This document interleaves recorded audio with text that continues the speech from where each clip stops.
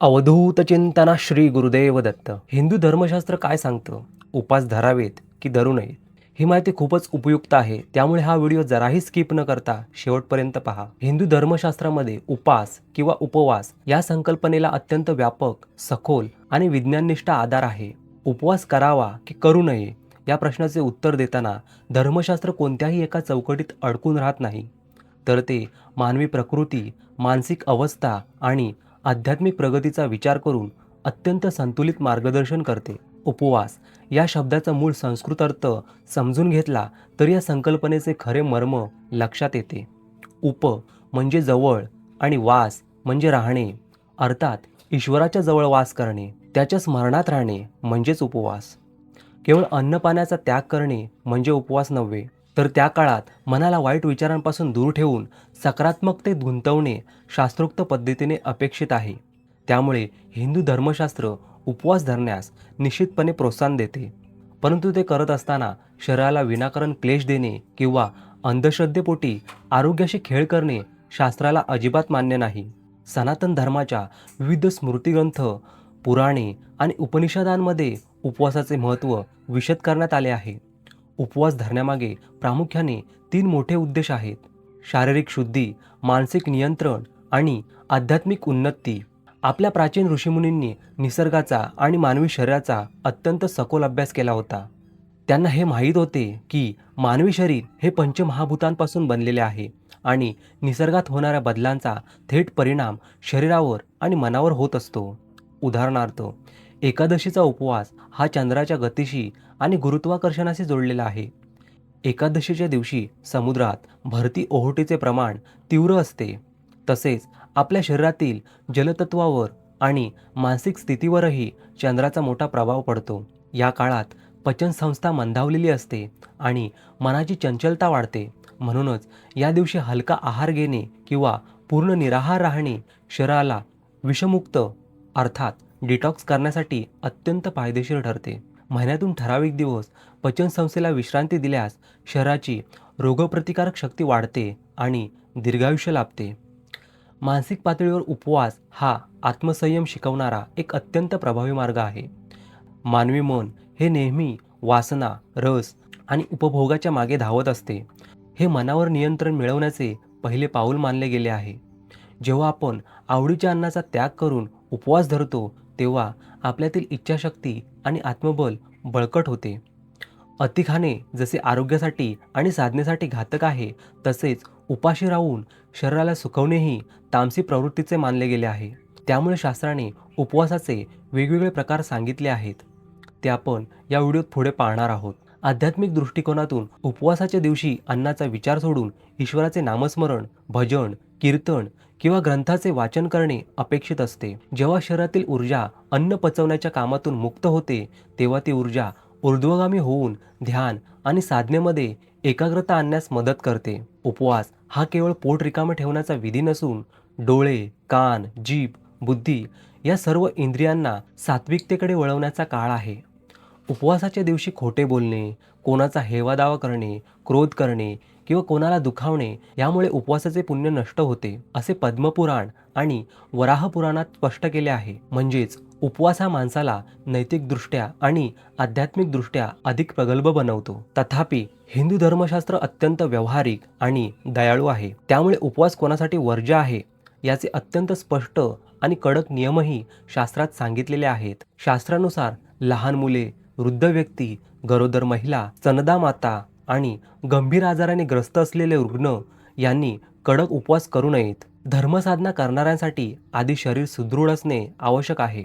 हे मुख्य सूत्र शास्त्राने दिलेले आहे. आजारी माणसाने किंवा अशक्त व्यक्तीने बळजबरीने उपवास धरल्यास शरीरातील दोष वाढतात आणि आजार बळावतो, जे धर्माच्या मूळ तत्वाच्या पूर्णपणे विरोधात आहे. अशा व्यक्तींसाठी केवळ मनोभावे देवपूजा करणे, नामस्मरण करणे किंवा सात्विक व हलका आहार घेणे हाच खरा उपवास मानला जातो.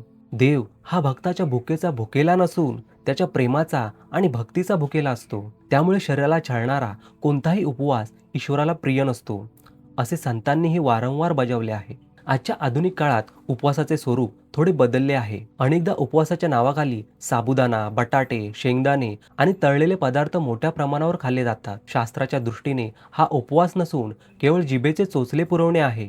अशा प्रकारच्या आहारामुळे शरीराला विश्रांती मिळण्याऐवजी उलट पचन संस्थेवर जास्त ताण पडतो आणि उपवासाचा आरोग्याला कोणताही फायदा होत नाही.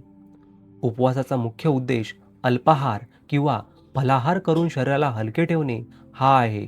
त्यामुळे शास्त्राला अभिप्रेत असलेला उपवास हा निसर्गाच्या नियमांशी सुसंगत, सात्विक आणि मनाला शांती देणारा असावा.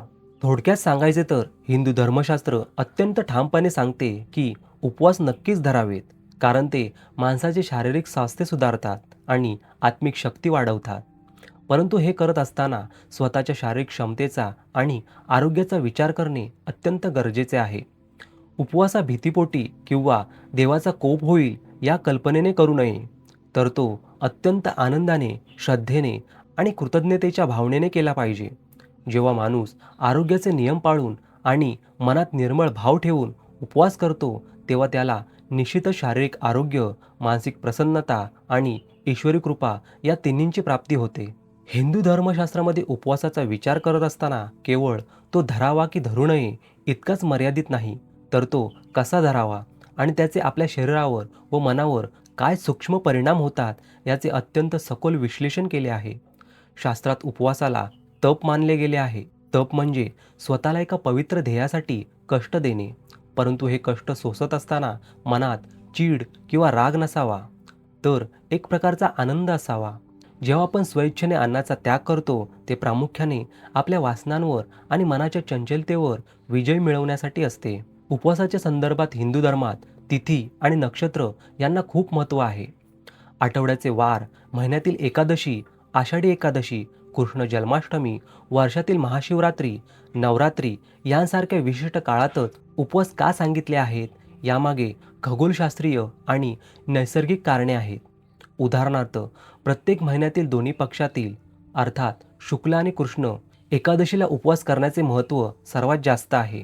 शास्त्रानुसार या तिथीला ब्रह्मांडात आणि पृथ्वीवर विशिष्ट चुंबकीय लहरी कार्यरत असतात. या लहरींचा प्रभाव आपल्या शरीरातील जठराग्नी अर्थात पचनशक्तीवर होतो. या दिवशी जर आपण जड अन्न खाल्ले तर ते नीट पचत नाही आणि शरीरात आम अर्थात टॉक्सिन किंवा विषारी घटक तयार होतो. म्हणूनच एकादशीला हलका आहार किंवा पूर्ण उपवास करून शरीराला अंतर्बाह्य शुद्ध करण्याची पद्धत आहे. शास्त्रात उपवासाचे 4 प्रमुख स्तर किंवा प्रकार सांगितलेले आहेत, जे व्यक्ती आपल्या शारीरिक आणि मानसिक क्षमतेनुसार निवडू शकते. पहिला आहे नक्तव्रत. यामध्ये दिवसभर काही न खाता केवळ सूर्यास्तानंतर म्हणजेच रात्रीच्या वेळी एकदाच सात्विक भोजन केले जाते. दुसरा आहे एकभुक्त व्रत. यात दिवसातून केवळ एकदाच प्रामुख्याने दुपारी जेवण केले जाते आणि उर्वरित वेळ नामस्मरणात घालवली जाते. तिसरा आहे फलाहार.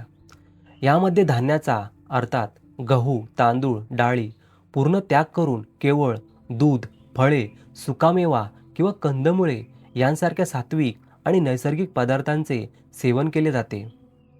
चौथा आहे निर्जला उपवास. हा उपवासाचा सर्वात कठीण प्रकार आहे, ज्यामध्ये अन्नाचा एक कणही आणि पाण्याचा एक थेंबही घेतला जात नाही. सलग 24 तास पूर्ण उपवास केला जातो. महाशिवरात्री किंवा निर्जला एकादशीला हा उपवास करण्याची पद्धत आहे, पण हा केवळ पूर्णपणे निरोगी आणि साधना असलेल्या व्यक्तींनीच करावा असा शास्त्राचा सल्ला आहे. उपवास करताना मानसिक शुचितेवर अर्थात पवित्रतेवर सर्वाधिक भर दिला गेला आहे. वराह पुराणात असे म्हटले आहे की जो मनुष्य उपवासाच्या दिवशी काम, क्रोध, लोभ, मोह आणि परनिंदा अर्थात दुसऱ्याची वाईट चर्चा करतो, त्याचा उपवास हा उपवास नसून केवळ उपासमार ठरतो. म्हणजेच पोट उपाशी ठेवून जर मनात कुणाबद्दल द्वेष किंवा वाईट विचार असतील तर त्या उपवासाचे कोणतेही आध्यात्मिक फळ मिळत नाही. याउलट उपवासाच्या दिवशी दानधर्म करणे, भुकेलेल्यांना अन्न देणे, पशुपक्ष्यांना चारा देणे आणि मनामध्ये क्षमाशील वृत्ती ठेवणे यामुळे उपवासाचे पुण्य सहस्रपटीने वाढते. आधुनिक वैद्यकशास्त्र ज्याला आज इंटरमिटंट फास्टिंग किंवा ऑटोफॅगी म्हणून ओळखते आणि त्याचे फायदे सांगते, तेच विज्ञान हजारो वर्षांपूर्वी आपल्या ऋषीमुनींनी उपवासाच्या माध्यमातून धर्माशी जोडून मानवी जीवनाचा भाग बनवले. जेव्हा आपण काही काळ अन्न घेत नाही, तेव्हा शरीरातील पेशी स्वतःमधील टाकाऊ आणि आजारी घटकांना नष्ट करून स्वतःचे नूतनीकरण करतात.